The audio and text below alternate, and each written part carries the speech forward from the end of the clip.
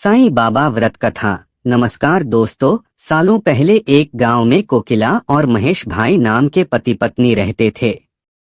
उनका जीवन सुख के साथ बीत रहा था। दोनों में प्रेम और स्नेह भी बहुत था, लेकिन कभी कभी कोकिला के पति महेश गुस्से में पत्नी से झगड़ा कर लेता था।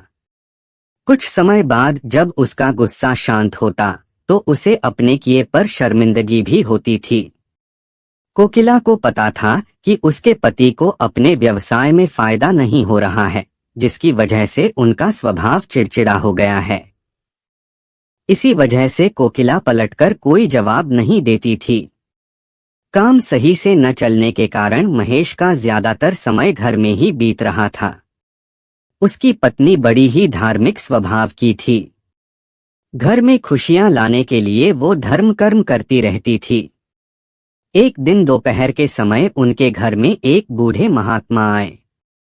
उनके चेहरे के तेज को देखकर दोनों का सिर श्रद्धा से झुक गया। महात्मा ने उनसे कुछ दान करने के लिए कहा।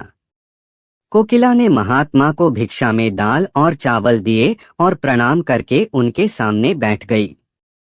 उसी समय कोकिला की आंखों से आंसू बहने लगे। कोकिला के आंसू देखकर महात्मा ने इसका कारण पूछा। जवाब में कोकिला ने अपने घर का सारा हाल बता दिया। उसकी बातों को सुनकर महात्मा ने कोकिला को उपाय के रूप में साईं बाबा का व्रत करने को कहा। साथ ही इसकी विधि बताते हुए बोले कि लगातार 9 गुरुवार तक एक समय खाना खाकर पूरी विधि से साईं बाबा की पूजा करने से उसके सारे दुख दूर हो जाएंगे।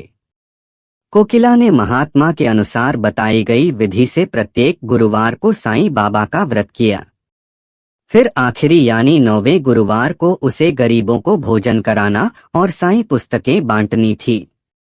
किसी तरह से खाना और किताबों का इंतजाम करके कोकिला ने ये सब कार्य भी पूरा कर लिया। जैसे ही यह सारे कार्य संपन्न हुए, कोकिला के घर में होने वाले झगड़े और महेश भाई के कारोबार में आई अड़चनें दूर हो गईं। अब दोनों पति पत्नी सुख से अपनी जिंदगी जी रहे थे। एक दिन कोकिला की जेठानी और कोकिला आपस में घर परिवार से जुड़ी बातें करने लगे।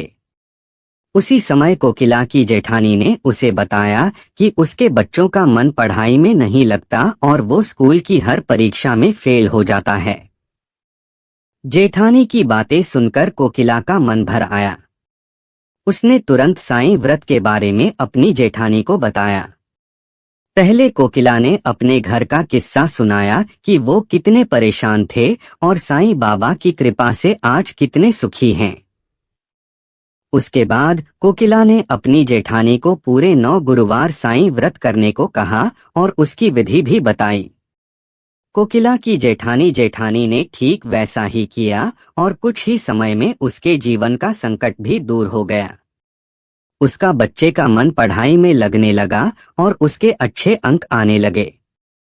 कहानी से सीख, मुसीबत के समय घबराने की जगह आराध्य पर सच्ची श्रद्धा रखते हुए परेशानी दूर करने की कोशिश में लगे रहना चाहिए। धन्यवाद दोस्तों, वीडियो को पूरा देखने के लिए। वीडियो पसंद आई हो तो वीडियो को लाइक करें और चैनल को सब्सक्राइब करें। धन्यवाद।